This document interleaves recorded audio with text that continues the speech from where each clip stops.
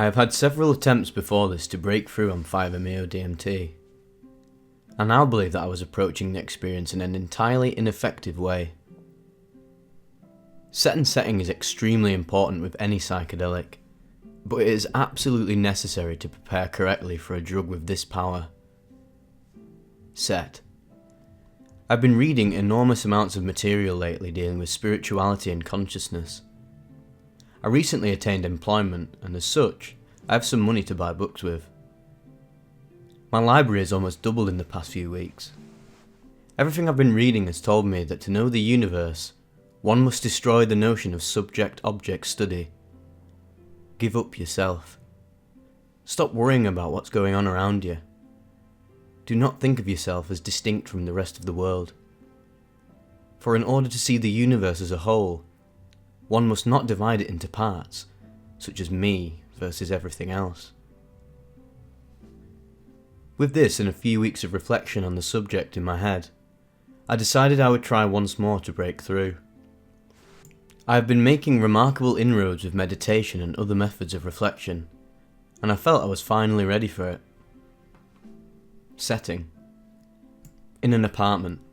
I just rearranged my room.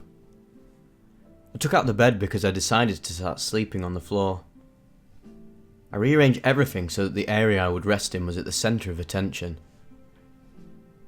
I lit one candle and placed it behind a paper shade with designs. The time was around 6 in the morning, and I hung a heavy curtain over the window to block out most light. Except for the flickering candle, the room was near black. Preparation. I sat down, naked, in the middle of my mat. I began to meditate. It is relatively easy for me to reach a state of warmth. My hands and feet tingle. My spine and head also tingle. I feel a pressure in my head and hear a metallic hum similar to that of nitrous, as well as 5-MeO in my non-breakthrough experiences and other psychedelics as well. I believe this is a product of the increased awareness, not of the drugs. Once I entered this state, I decided it was time to inhale. The experience. I picked up the pipe and made my movements as automatic and subconscious as possible. I had already loaded 10 milligrams of powder into it, and there was a bit of residue left over from previous attempts. 10 milligrams may seem like a lot to most people, but I have had numerous failed attempts in the past. However, after this experience, I am going to try lower amounts when I am ready. I heated the pipe completely, making sure everything was vaporized before I began to inhale. My breathing at this point was very deep and continuous, and I just started inhaling the same sort of breaths through my mouth when I put the pipe to it. Automatic and subconscious. I filled my lungs and interrupted my breathing to hold it in. I pushed all of the air to the top of my lungs, but as I did that I started to forget everything. This was rushing me much faster and harder than ever before. I barely remembered to drop the pipe before it entered the orbit with me, and within a second after I set it down, I left the physical world, and time lost all meaning. Suddenly, my vision exploded with the most complicated fractals and geometric arrangements as can be imagined. These did not seem to last long, or perhaps I stopped paying attention. Either way, I was no longer seeing anything. I had entered a space devoid of vision, sound and tactile sensations. I was no longer thinking. I was locked into the experience. I realised that I was finally experiencing reality in its entirety. Gone were the karmic worries of my everyday life. Gone was my sense of, this is who I am, see, I'm different from others. I was one with the universe, and I was the universe. I don't know how long I was in this space, but when I returned I immediately resumed meditation. It was very hard for me to focus on my breath. My mind was absolutely racing. I thought mostly of how I would describe this experience to others. Language is too dualistic to describe what I felt accurately. I had burning pains in both of my shoulders, but I dismissed it as unanticipated effects of the chemical. I continued to see very colourful and complex visions, consisting mostly of geometric clamshells and flowers, which opened up over and over again to reveal a blinding white light that persisted in everything I saw. I laid down when I decided to sleep and began relaxation techniques. I'm not aware of how much time passed between inhalation and now, but I felt my body slipping away from my consciousness as I entered sleep. As if no time had passed, I opened my eyes and got up to go to the bathroom. My shoulders were still burning, and I checked them in the mirror. I had scratches all over my back and a huge gash in my left deltoid. Rather alarmed, I went back into the room to see what had happened, and the mirror beside my bed was shattered. My body must have collapsed into it when I entered that space. I bandaged and cleaned the wound and checked the clock. It was 9 AM. Only 3 hours had passed since I dosed, and I had been blessed with the most sacred experience of my life. Enlightenment through a chemical catalyst. Epilogue. This experience has been almost all I can think about since it happened a few days ago. My meditation has gone much easier since, and I reach a level of awareness I wasn't attaining before. I can see now why people do not want to do this often, as my urge has disappeared. I will return someday, when I am ready. I am anxious now to experiment with Salvinorin A and DMT. My life feels so good now though, not that it was bad before.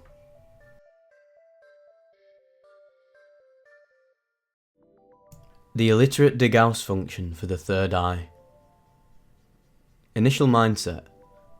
Mild tension and anxiety attributed to the trial of a new substance, accompanied by a mild tachycardia, also known as a high heart rate, that was calmed using deep breathing. Set and setting.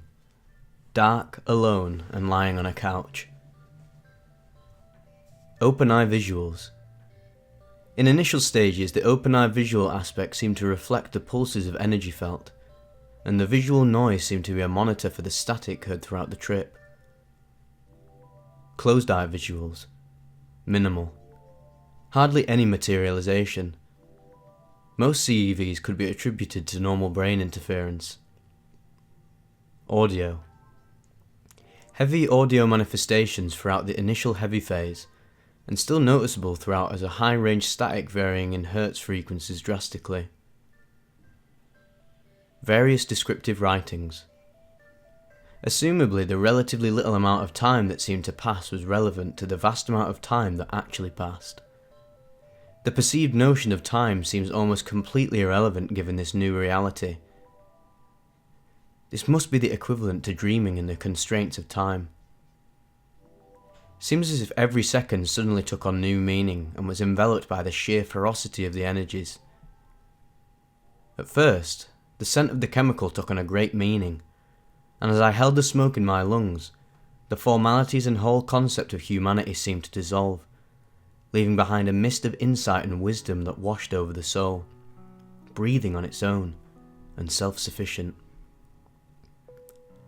Great waves of energy seemed to flush the dirt away, leaving a clean slate for one to ponder the great realities and the nature of mankind. This tool could possibly be a safe tool for the exploration of the self. It's as if reality now has a reset button, the illiterate Degauss function for the third eye. Suddenly, out from behind this new wall of insight and wisdom, came the cessation of effects. The walls of energy suddenly came to a peaceful slumber, and the true light of reality diminished. A hard experience to define using language, but one that can be well understood through trial. However, in retrospect I'd caution those individuals with a weak stomach or heart away from using this new and intriguing substance, for the risk of tachycardia might be contraindicated with certain heart and stomach conditions. Also, make sure to breathe deeply in a meditative fashion to keep yourself in a good shape during this, and to expel the waves of energy flowing within.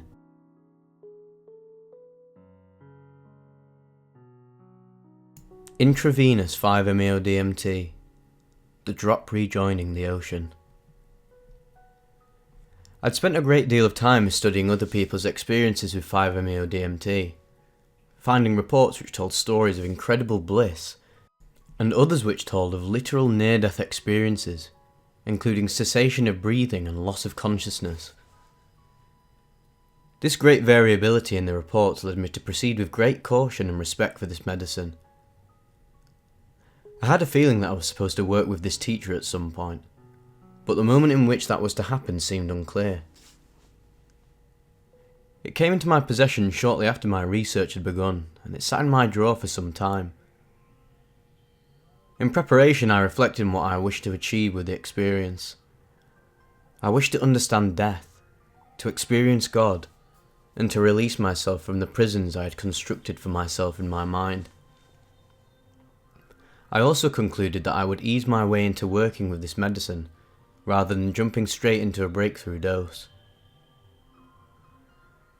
On a Friday, I was feeling lost and forlorn. A feeling that had been lingering at the back of my mind for about a week at this point. It was difficult to pinpoint exactly what was going on, but I felt that each day I was doing the personal work that needed to be done in order to continue moving through the space, as well as allowing it to be. However, on this Friday, I felt a calling to microdose the 5-MD. I will be referring to 5-MeO DMT this way for the remainder of the report. I weighed out 5 milligrams on my scale and put it under my tongue, which I kept there for about half an hour before swallowing. What followed was a very gentle mood lift. I didn't feel like anything had significantly changed, but I was given a very small opportunity to change how I was thinking. Although I still felt some of the depression, I was able to be with it in a more present way. I felt that I was given the strength to turn towards it and have compassion for what I was experiencing. As such, I was better able to act in a way that mitigated the depression. The day ended up being wonderful, ending with a reunion with a person that I think is budding into a wonderful friendship. I awoke early on Saturday morning to a peaceful rain falling outside my window. The sky was a mystical grey, and everything was peaceful. As I lay in my bed, I again felt the calling to be with the 5-MD. At first I felt a fear around it. I wondered to myself what the fear was all about. A fear of the unknown and a great respect for the power of this medicine. Going through this process, I came to the conclusion that this was, in fact, the right time. My state of mind was clear and I felt ready to go slowly into this work. I had the whole day to myself and no commitments until the following afternoon. I began by meditating and praying by my altar, asking the 4 directions for guidance and safety on my journey. Then I weighed out 4 milligrams of 5-MD on my scale, loaded into a glass bulb pipe, an oil burner or mess style pipe, and heated it up. I would like to note here that this is 5-MD hydrochloride, and therefore might have affected the way this medicine vaporized. It took a bit longer than NN-DMT freebase would, but eventually I saw the vapors filling the bulb and took them in.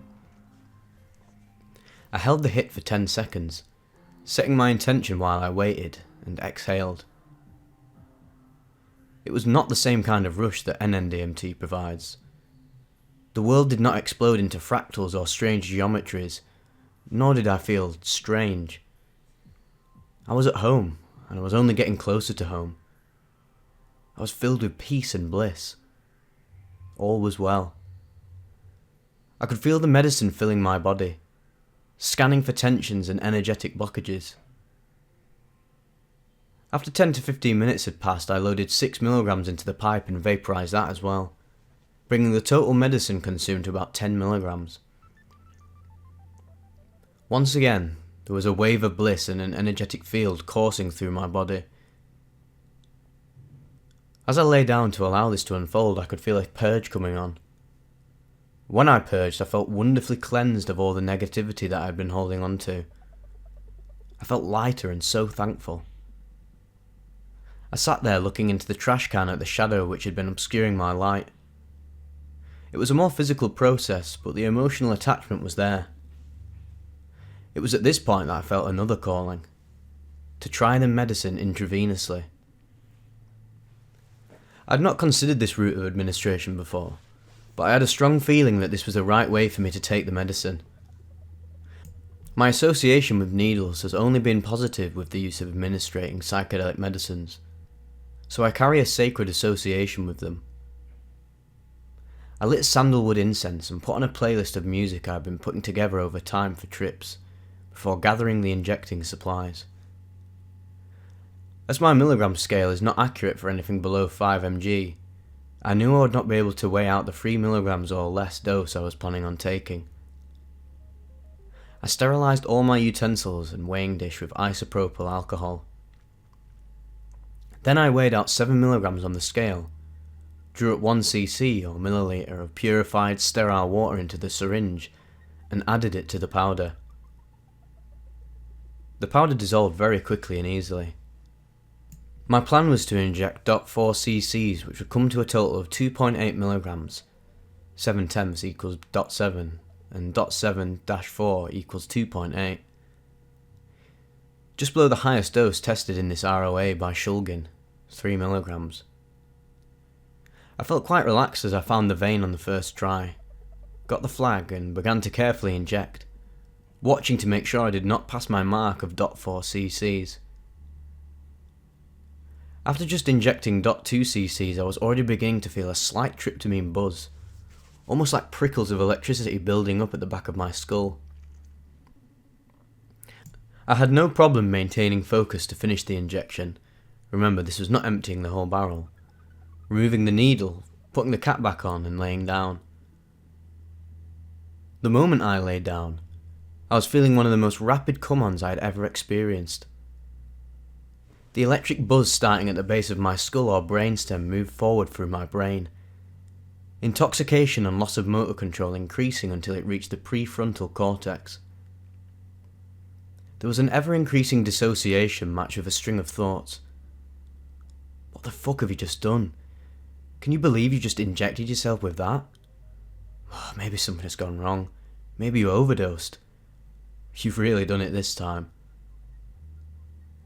Though there was nothing to do but just trust and surrender, because there was no one there to verify anything. In the midst of my confused terror, I was simultaneously filled with some of the greatest bliss I have ever experienced in my life. I let go and accepted. I released into the bliss and was shown what was holding me back. I was filled with the greatest love. I was shown all the moments that I had shared the infinite love with others, and then shown all the times that I had not. All the people I had hurt, and all the people I would hurt because I would now be dead. There were no tears, but I said, I'm sorry. I'm so sorry. I was sorry for the pain that I had caused. I was sorry for leaving before finishing my work here. I was sorry I didn't fulfill everything that I meant to fulfill. Then I thought about my family and friends, the people that had all cared for me and been present for me along my journey. I love you. I love you, I said. And then, this is as far as symbolic language can describe, I merged with God. I was in the eternal energetic ocean, the energy that fills all living beings. The vibrations of my karma rippled out and were lost in the vastness of this energy. We are all one, and we are part of this incredible ocean of love. I was reminded where I came from. I muttered, "How could I have forgotten?" to myself, and tears streamed down my face. I was going to die now, and I had not realised this love until now, and it was too late. I accepted this, however, and in the moment I did, I suddenly was given the sensation that no, I was not going to die at all.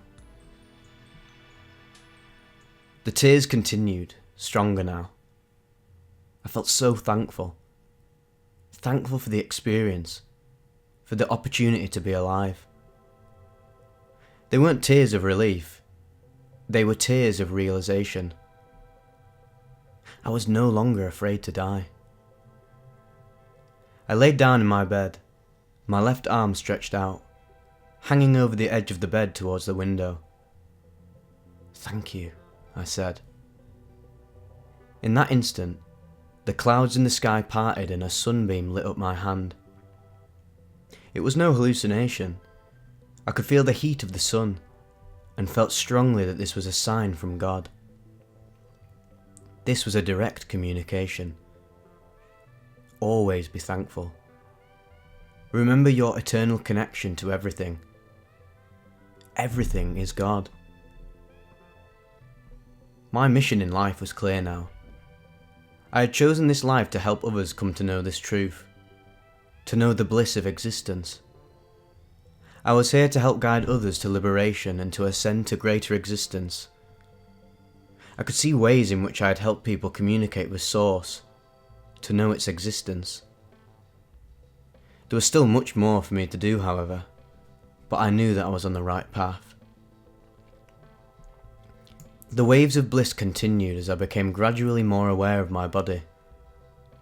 I felt the most positive impressions fill my mind and spirit.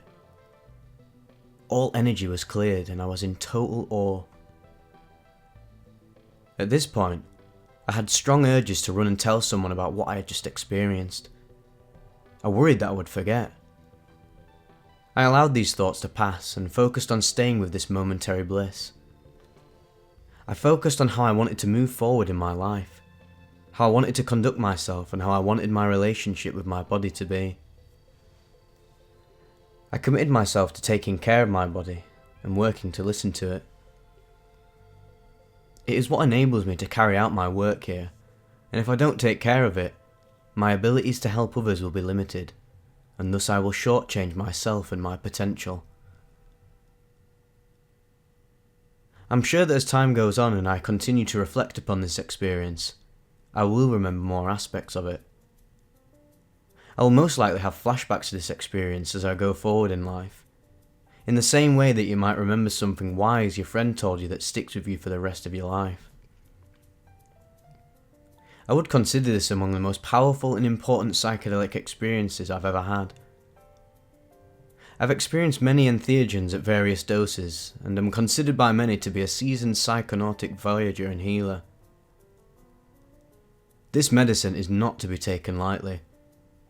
It shouldn't be taken if one is not committed to surrendering completely to the experience, nor if one does not feel, in some capacity, willing to experience rebirth in the fullest sense of that word. Following the experience, I am filled with a deep inner peace regarding the path I am walking in this life. I am accepting of the work that I will need to continue doing on myself going forward. I have faith in myself, and I trust the process. There will be ups and downs, there will be doubts and confusion, but through it all, there is always love. And the very fact of existing is one of the greatest testaments to that love. It is right here, right now. I feel incredibly blessed to have had this experience, and hope that the positive impressions received will radiate outwards to many, many souls along my journey. Thank you. Thank you. Thank you. I love you. Love and blessings, always and forever.